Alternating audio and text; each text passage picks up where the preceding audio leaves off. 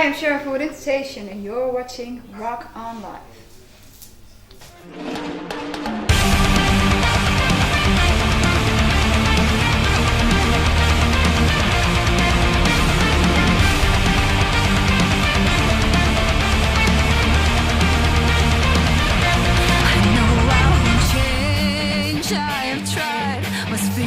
So caged, hands tied, I can't find anything feeling so right. It's blinding. Hydra stands for the versatile sides of Within Station. Every head, of course, it's supposed to be a multi-headed monster. Stands for different sides of Within Station, different personalities, like the Celtic side that we had once, and also the bombastic side, but also the metal, the rock, but also a little bit of pop elements, and here and there also dance. Like the previous album we had a dance song, more influence on it. And now we have, of course, this song with Xzibit. So we try to embrace two new styles, and that's what Hydra stands for. It's a little bit of overview of past and present and future, and trying new things as well.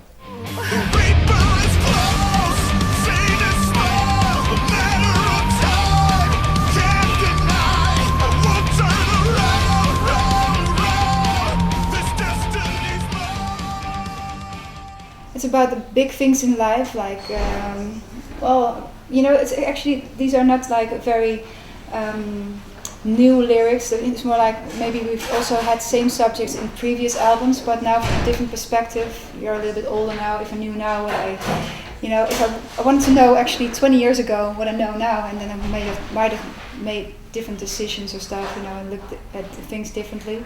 And also, so we give a different perspective again on this, maybe sometimes the same more or less subjects, but from a different angle. Or nowadays you have a better overview how things work, how people work, and how certain situations come about. Yes.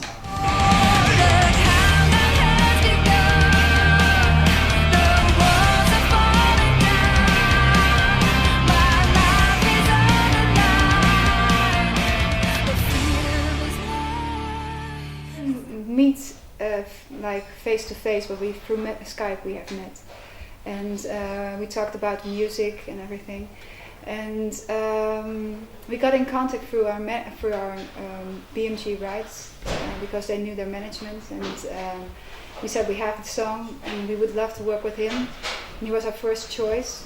Actually didn't have a second choice. So I'm really happy because he was really the only one we had in mind actually that we felt was really cool. And his voice also, because it's a really big contrast with my vocals. He has a really low and almost a very dark voice, and it gives a big nice contrast. And also the way he raps, he has a nice signature, I think, and it suited the song very well.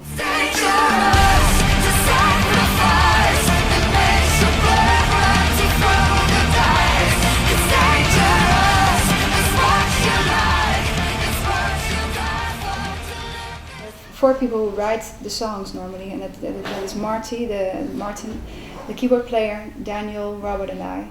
And but everybody does their own thing on it. So when we send the songs, people write their own solos, guitar solos and stuff, and their own interpretation. And the songs are always divided also between the guitar players, because they also have a conversation with each other. Like, I think this song is more my kind of thing, and I can do a better thing on this. And they have their own speciality, how they write their guitar solos, for instance.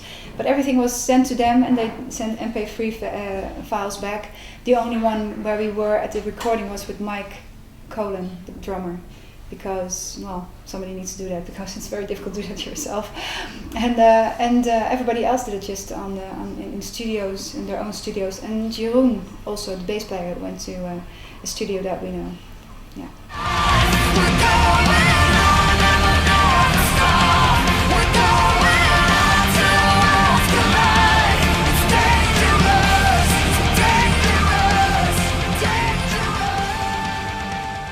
Song was chosen. We approached Tarja for it because it was really an epic song, and it would suit her very well. And we felt it was within her comfort zone and something she would like to do maybe. And I could have done the classical voice myself, but I think this is really a speciality what she does with her voice, and there's still a lot of contrast, especially when we do it together.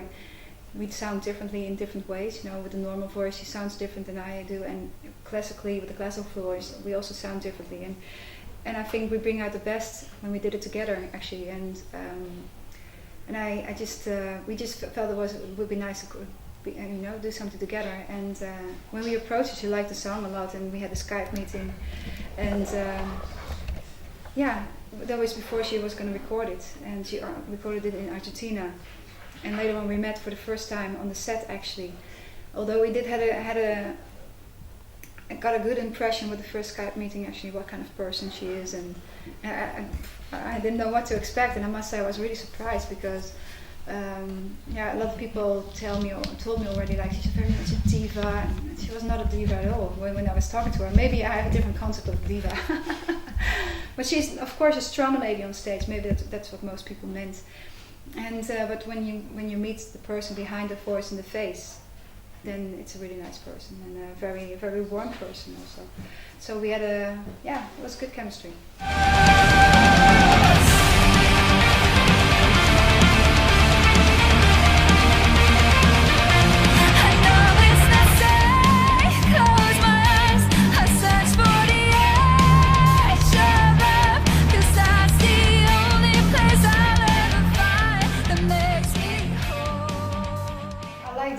I like her music, and so we got this opportunity to do this project with this Belgian radio station with all these covers, and we were only allowed to play songs that they had played on the radio. And at that time, the song that I liked from Lana Del Rey, this song, was not played at all. So we really had to convince them to do this song because they wanted to have video games, which is a bigger song in Belgium and in many countries, I think, because that was probably the biggest song she had. So I wanted to cover from that, but I was really in love with the song "Summertime Sadness," and we also felt like we can make a really good invitation-like song out of it because it was very slow in tempo and then a low rhythm, and to make it more double tempo and more up tempo kind of thing out of it, we could do the guitars and stuff, and it worked for ourselves as a band also. So it was a two-way reason actually, and. It just the song appealed to us mostly, and that's why we chose it actually. And although there were songs that you had to choose from, okay, which song am I going to do next? Because some songs we really had to try stuff also because not everything was suitable to change into a more heavy song because of the rhythm sometimes or other reasons why it didn't work out. And also we tried, for instance, a song of Mumford & Sons, for instance. And not every song we were able to change into an invitation song because of the rhythm or because their songs are already mostly very up tempo. And but we did one song and we made it more of a variation of what they did. It was and a little bit slower maybe because the tempo is so high what they do sometimes, like really, really jumpy a bit.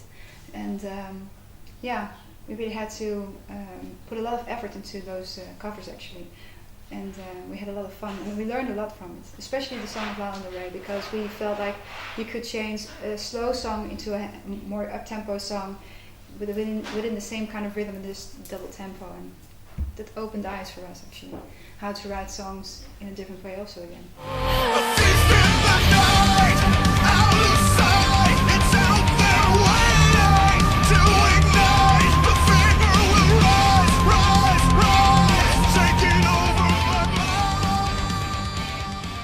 Mana Molenaar, who did the previous album cover, did also this one, and I think, I think this one is probably the best we had. But the previous one was actually the worst we ever had. But still, that was our problem because we gave him probably the wrong directions how to make the cover. But still, we liked it. But I think. In the end, we should have taken a different kind of cover. We wanted to have this Hollywood kind of poster-like cover on the Unforgiving, and it became more Bollywood actually than Unforgiving. It wasn't. That's the joke that we're making out of it now a bit. But anyway, we felt like that this cover, the new cover, is really the best we have ever had. Yeah. So he really did a good job, and this was also more his comfort zone and what he's good at. Instead of us telling him what he should do. Where he doesn't have maybe He doesn't do that many times. It's like this is the kind of thing he's known for in his signature.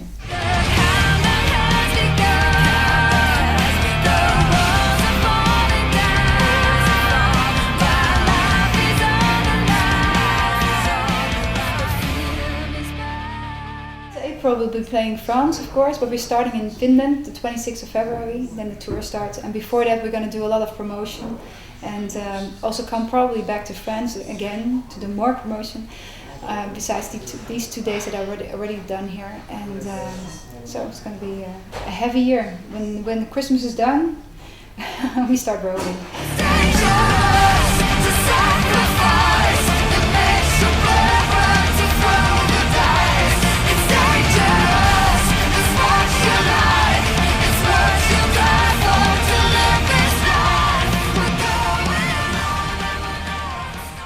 Bring your usual passion and typical French attitude, and we'll have a ball. I hope they will come out and hang out with us. So, looking forward to it. Merci.